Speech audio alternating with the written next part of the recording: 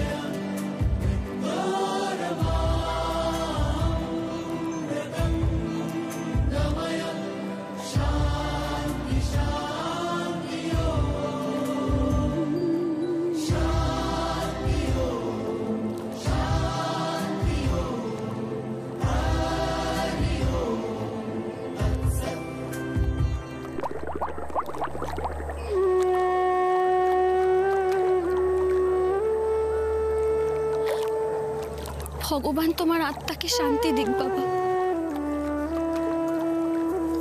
বাবা তুমি যেখানেই থেকো খুব ভালো থেকো, আমাদের সঙ্গে থেকো বাবা, আমাদের আশীর্বাদ করো।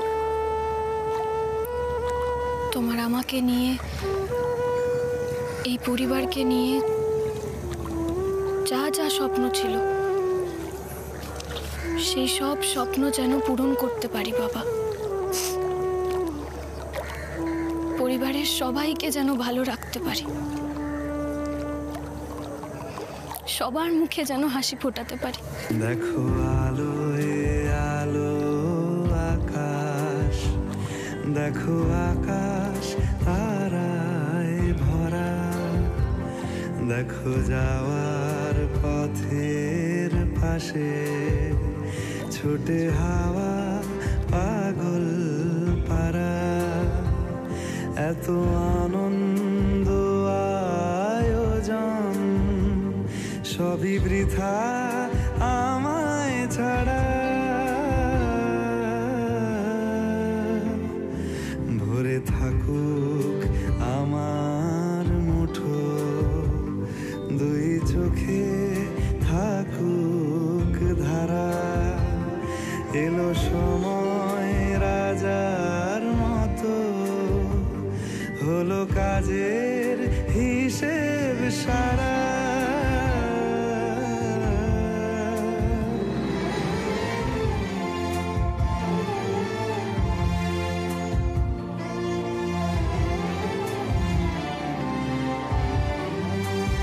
বলে আয় রে ছুটে আয় রে তারা, হেথা নাই কো মৃত্যু নাই কো যারা।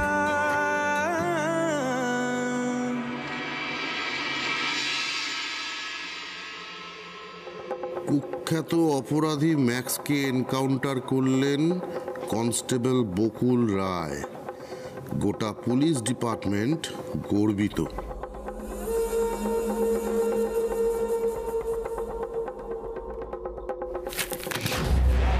বারবার সাবধান করেছিলাম তোমায় ম্যাক্স, বারবার সাবধান করেছিলাম বকুল রায়কে আন্ডার এস্টিমেট করো না, শুনলে না। আরে বাবা, মাঝে মাঝে যুদ্ধে জিততে গেলে দু পা পিছিয়ে আসতে হয়। দু পা পিছিয়ে আসা মানে কখনোই হার নয়।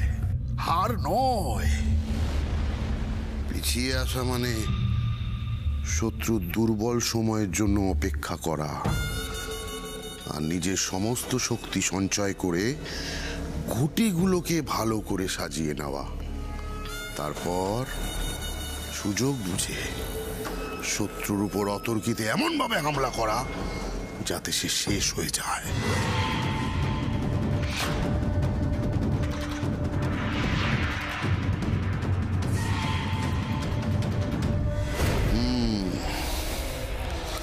তাহলে কেসটা কি দাঁড়ালো?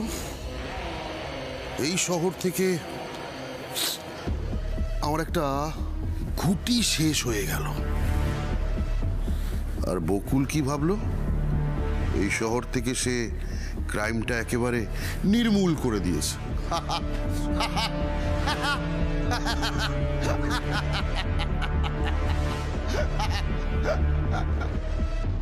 ভালো ভালো, পুলিশ ডিপার্টমেন্ট কয়েকদিন ওকে নিয়ে প্রাউড ফিল করুক, আর সেই সুযোগে আমিও নিজের ঘুঁটিগুলো ভালো করে সাজিয়ে নিই।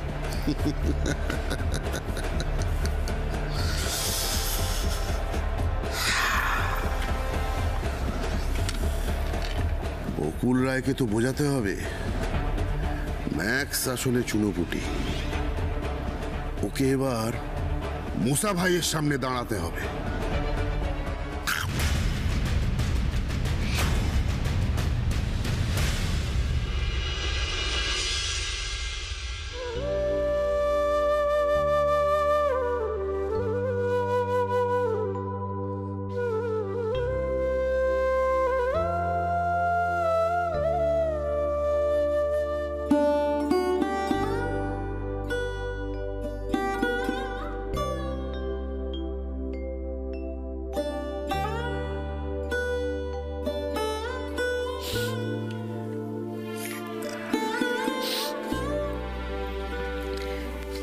আরে ঈশাকে কি আনতে গেছে নার্সিংহোম থেকে? কাকিমণি আর দীপ। আমি এবার ফোন করে খবর নেবো কত দূর ওরা। দিদি,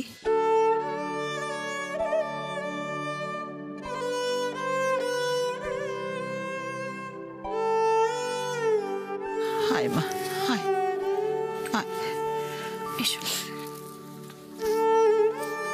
হায়।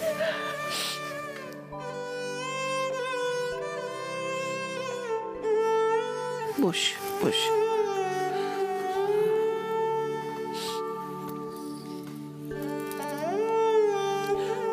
মন খারাপ করিস না মা, আমরা যে তোকে ফিরিয়ে আনতে পেরেছি এটাই অনেক। বলেছিলাম না জেম্মা, ও আসার পর থেকে একটার পর একটা অঘটন ঘটছে। সেই অভিমানেই ও চলে গেল জেম্মা।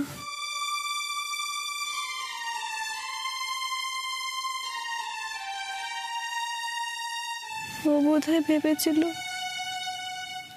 আমি ওকে ভালোবাসি না, সেই জন্যে চলে গেল।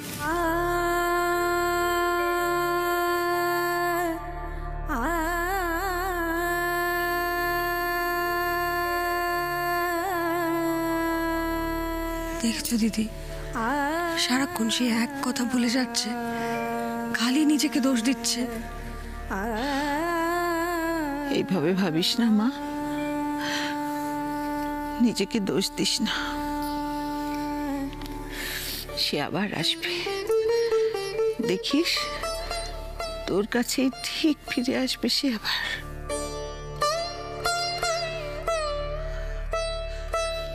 তোর জেঠুর খুনি, যার জন্যে আমাদের তোর এই এত বড় ক্ষতিটা হলো, সেই শয়তান ম্যাক্স সে তার চরমতম শাস্তি পেয়েছে। এসা বকুল তাকে শাস্তি দিয়েছে।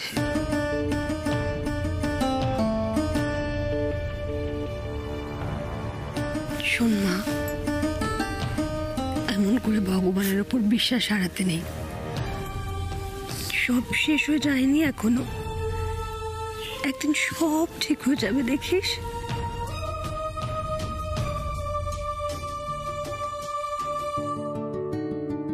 পয়সা। দেখো, তুমি যে সুস্থ অবস্থায় সব বিপদ কাটিয়ে আবার আমাদের কাছে ফিরে এসেছো, এটাই তো অনেক গো। একদম মন খারাপ করো না। আমি বলছি, ভগবান আর আমাদের প্রাপ্য সুখ থেকে বঞ্চিত করবেন না। তুমি দেখে নিও, মন খারাপ করো। রাগিনী, যা এশাকে ঘরে নিয়ে যা, ওর তো বিশ্রামের প্রয়োজন রয়েছে। ওঠ মা, আয়। যাও, সাবধানে, আস্তে আস্তে আস্তে আস্তে আস্তে।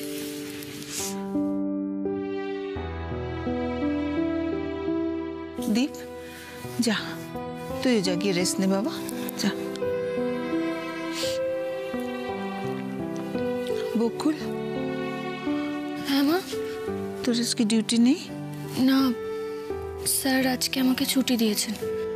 ও আচ্ছা, বেশ, তোরা কথা টথা বল, আমি যাই একটু ঘরে যাই। চলো, আমি দিয়ে আসছি তো। না না, আমি পারবো, কোনো চিন্তা নেই, আমি পারবো।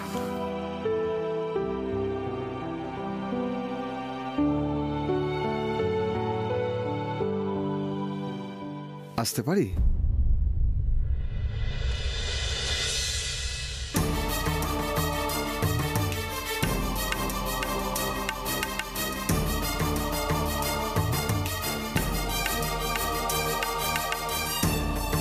আপনি?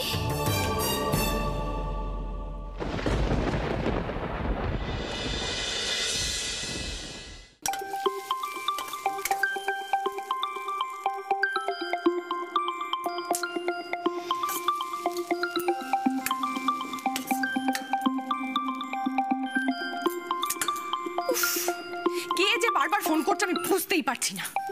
ফোনটা ধরছি না মানে নিশ্চয়ই ব্যস্ত আছি, এইটুকু বোঝার বেসিক সেন্সও নেই। বিরক্ত লেগে যায়।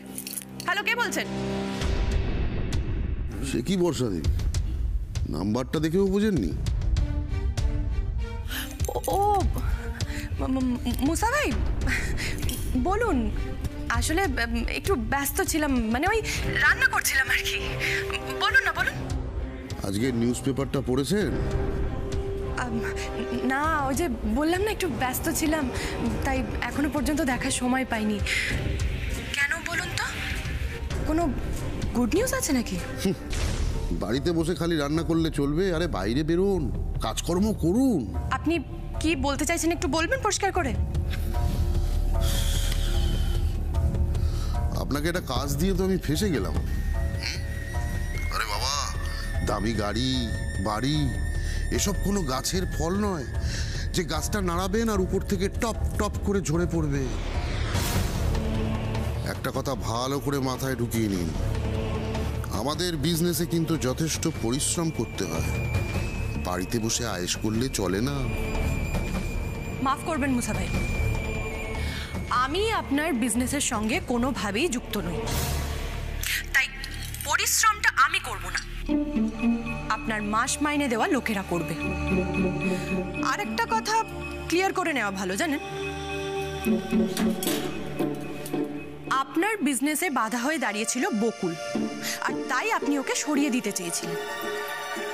আমাদের মধ্যে ডিল কিন্তু একটাই হয়েছিল মুসা ভাই, যে এই কাজে আমি আপনাকে হেল্প করব, আর ঠিক তার বিনিময়ে আপনি আমাকে টাকা, দামি গাড়ি, বাড়ি এসব দেবেন। কি ঠিক বলছি তো?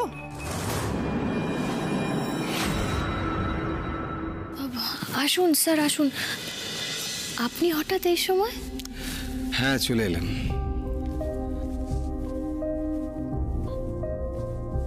অসুবিধা ফেললাম কি? না না, অসুবিধা না স্যার, আপনি হঠাৎ করে এলেন তাই ভাবছি। কোনো এমার্জেন্সি হয়নি তো? হ্যাঁ, বলতে পারো এমার্জেন্সি। একটা খবর দেওয়ার জন্যই এলাম। কি খবর স্যার? বলছি, তার আগে বলি, কমিশনার স্যার নিজে তোমাকে, মানে আপনাকেও ফোন করে কনগ্রাচুলেট করবেন বলেছেন। আশা করা যাচ্ছে ম্যাক্সের মতন এরকম ক্রিমিনালের এইভাবে এনকাউন্টার হওয়ায় শহরে ক্রাইম কমবে। অন্তত যে ভয়ের বাতাবরণ তৈরি হয়েছিল তার থেকে শহরবাসী মুক্তি পেয়েছে।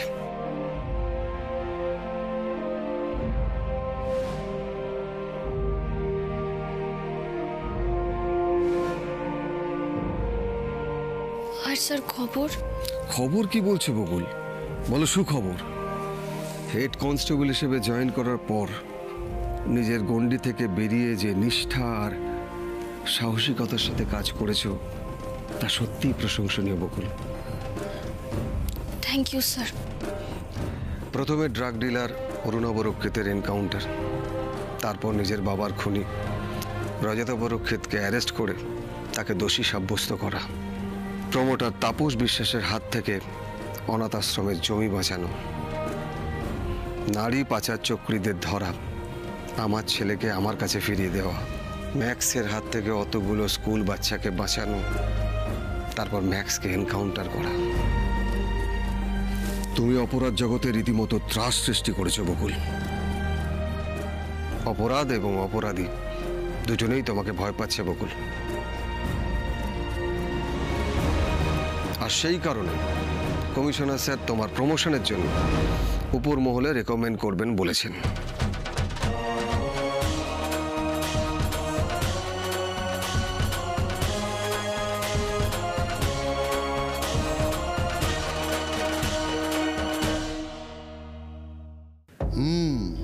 ঠিক, কথাটা আপনি ঠিকই বলছেন বর্ষা দেবী, কিন্তু হেল্প করতে গেলেও তো আপনাকে বাড়ি থেকে বেরোতে হবে।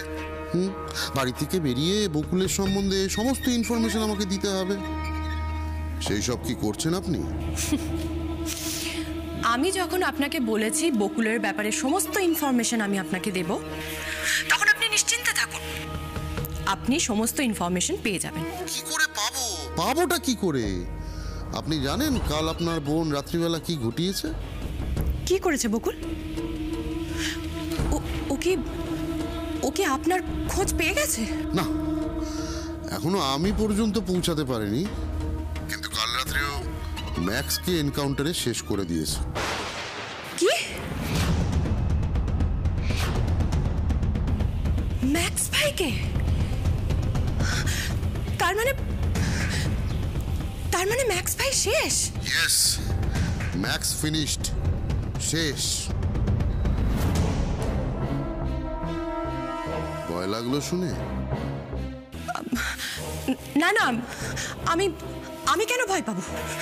দেখুন, আমি তো আপনাকে আগেই বলেছিলাম ম্যাক্স ভাইকে দিয়ে ওইসব কাজ হবে না। আপনি আমার কথা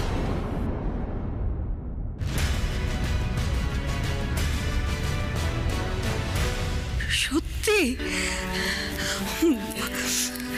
বকুল ঠাকুর আছেন, উনি দেখেছেন আমরা কত কি হারিয়েছি, উনি দেখেছেন। মা, তোর নিষ্ঠা, তোর স্বার্থ ত্যাগের পরিবর্তে এই পুরস্কারটা তোর পাওনা ছিল।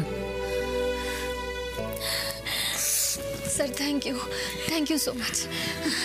বকুল, আমি খুব খুশি হয়েছি বকুল। দাঁড়াও, মাকে এক্ষুনি খবরটা দিয়ে আসে। আর অভিজিৎ বাবু, আপনি বসুন, অবশ্যই মিষ্টি খেয়ে যাবেন, কেমন? আমি যাই, মিষ্টি কিন্তু খেতেই হবে। হ্যাঁ, আমি এক্ষুনি যাচ্ছি, আপনার জন্য মিষ্টি নিয়ে আসছি। আপনি একটু আমাকে একটু বেরোতে হবে। না না না না না না না বললে চলবে না অভিজিৎ বাবু, আজকে আপনাকে মিষ্টি খেতেই হবে। দেখুন, অনেক দিন পরে আমাদের বাড়িতে একটা সুখবর এসছে, আজকে আমি আপনাকে মিষ্টি না খাইয়ে ছাড়বো না। কাকিমণি, তুমি যাও মিষ্টি নিয়ে। একদম। স্যার আসুন, বসুন। হ্যাঁ,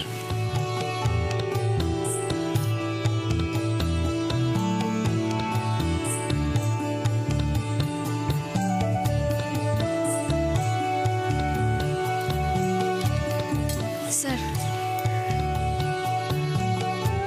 কি হয়েছে রে?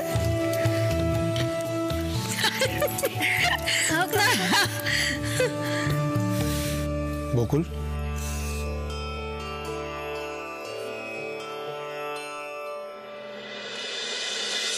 কি হয়েছে গো? কংগ্রাচুলেশনস। Thank you.